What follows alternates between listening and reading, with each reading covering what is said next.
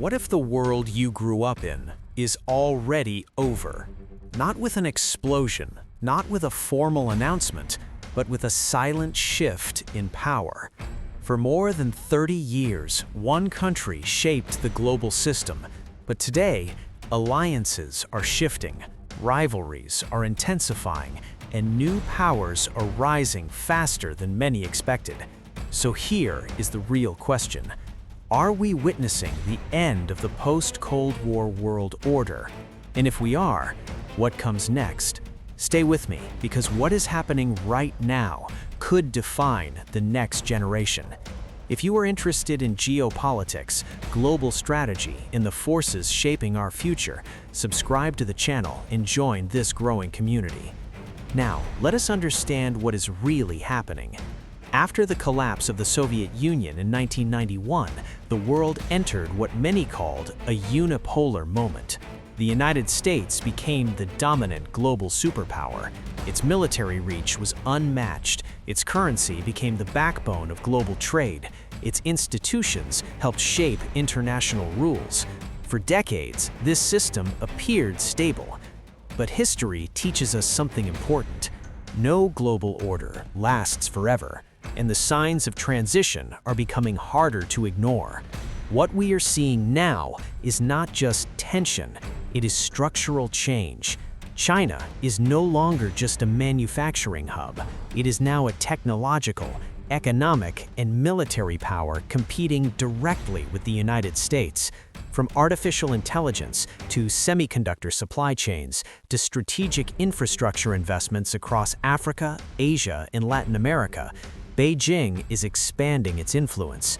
Meanwhile, Russia has challenged Western security structures in Europe. Regional powers such as India, Turkey, and Saudi Arabia are asserting greater autonomy. This is no longer a single-pole system. It is beginning to look multipolar, and multipolar systems are historically less predictable. And here's where things become even more interesting. Power today is not defined only by tanks and missiles. The new arenas of competition include technology, energy, trade routes, supply chains, and cyber capabilities.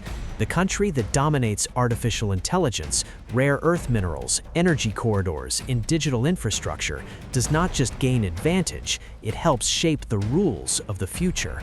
That is why tensions in Taiwan, the South China Sea, Eastern Europe, and the Middle East are not isolated events. They are connected pieces of a broader strategic puzzle. A puzzle that suggests something larger is unfolding. But here's the uncomfortable truth. Power transitions in history have rarely been smooth. We saw it before the First World War.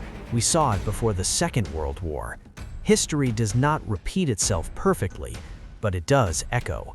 The real question is not whether the order is changing, it is how that change will unfold, peacefully or through confrontation. And that uncertainty is what makes this moment so critical.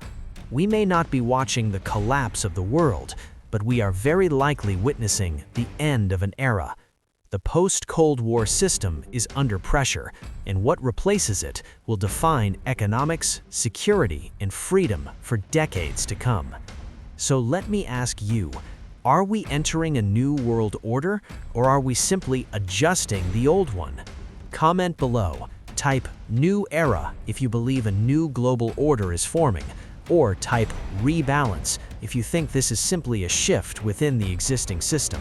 I read every comment, and I want to know where you stand. If this analysis helped you understand the bigger picture, share it with someone who follows global affairs, and subscribe if you want to stay ahead of the headlines, because the world is changing, and understanding it is no longer optional.